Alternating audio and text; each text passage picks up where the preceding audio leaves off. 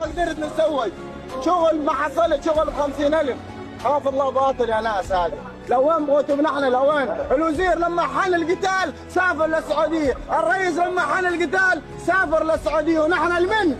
نحن للموت. التالي اليوم التالي 1200 مسقالب. لوين بغيتوا نحن؟ خاف الله. اقسم بالله يوم الحساب نقبل من يزك من بين الكل يا مسؤول يا ظالم. على كل ظالم حسبنا الله ونعم الوكيل فيك.